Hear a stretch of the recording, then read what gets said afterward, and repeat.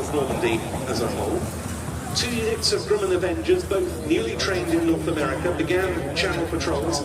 They added a third 846 Squadron, which also had Grumman Wildcats for fighter cover. We hope to see one of those later on. These units were based on HMS Tracker and then in Northern Ireland to cover the western approaches.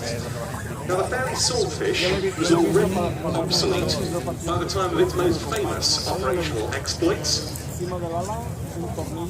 For example, the attack on the Italian fleet in Port Taranto and the sinking of the German battleship Bismarck, but it still had important functions to perform as late as D-Day. And that's why you see flying across the airfield now a representation of one of the most famous combat biplanes of the Second World War from Navy wings at RNAS Yeovilton in Somerset, the ferry Swordfish 1.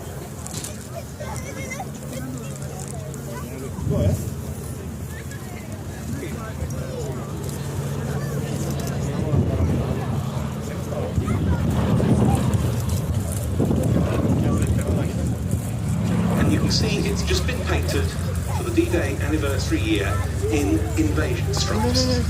And this is because, for example, Swordfish of 819 Squadron, stationed at Manston in Kent, were among the Allied aircraft involved in laying smoke screens to cover the passage of those Channel corridors. They planned to use motor launchers, but they didn't have enough available of the necessary equipment.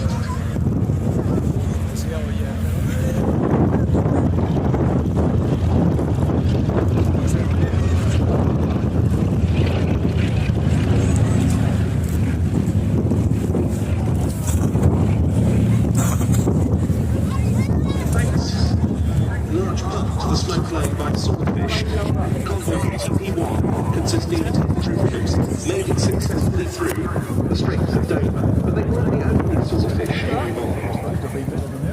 838 Squadron had Swordfish based at Harrowby in Devon for night patrols off the Brittany coast against German E-boats, their fast patrol craft. 816 Squadron, along with 2 squadrons of Avengers, was at Parrotport in Cornwall for anti-U-boat patrols.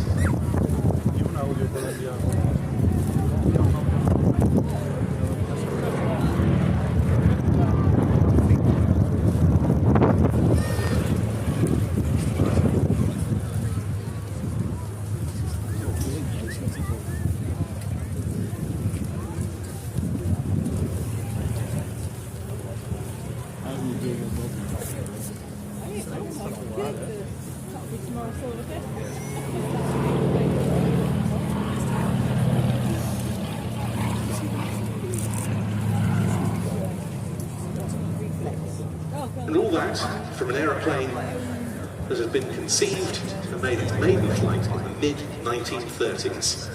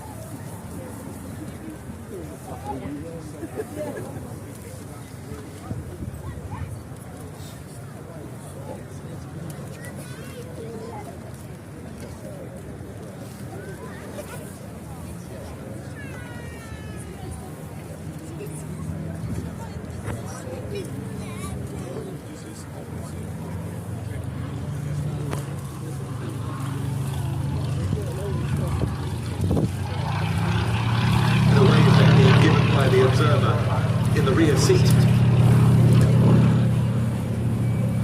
This aeroplane for so long part of the now disbanded Royal Navy historic flight, but now operated by the Navy Wings Heritage Flight.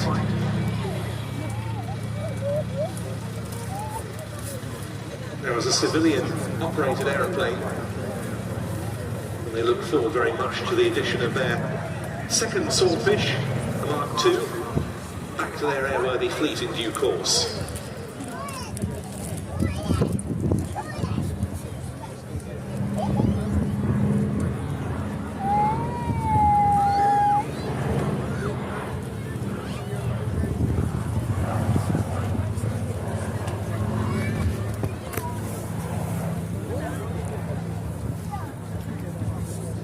And with this aeroplane this year, they commemorate the eventual 17 Fleet Air Arm squadrons, which received battle honours for their part in Operation Neptune, the invasion of Normandy.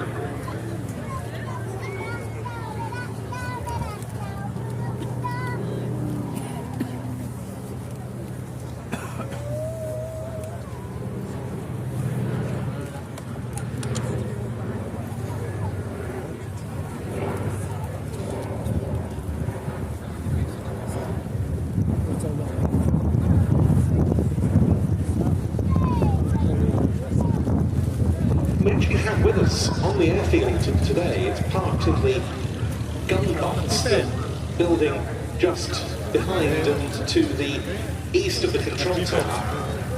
Another aircraft that has a very definite Fleet Air Arm D-Day connection in the form of a beautiful beach D-17S, a Staggerwing, or a Traveller, as it was known in military service.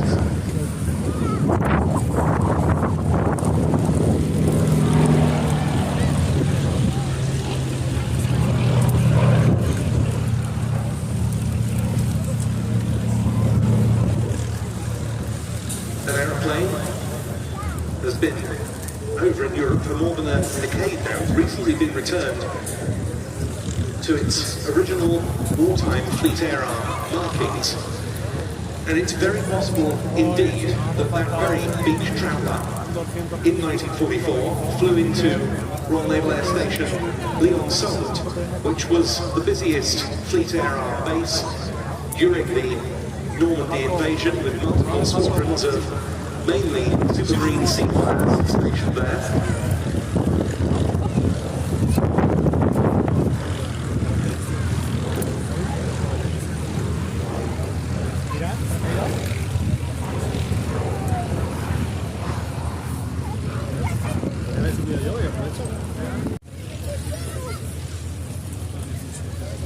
Seafires and a small number of Spitfires operated by Fleet Air Arm squadrons were extremely active during Operation Neptune on the 6th of June 1944, providing not only fighter missions but also active in the artillery spotting and naval artillery spotting role,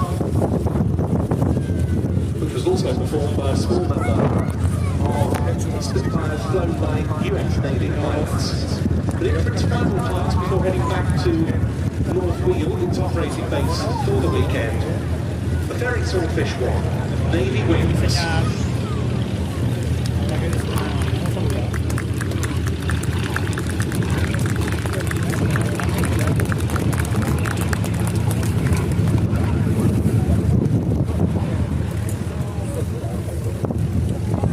And it was their chief pilot, Andrew Davis, handling the Swordfish for us today.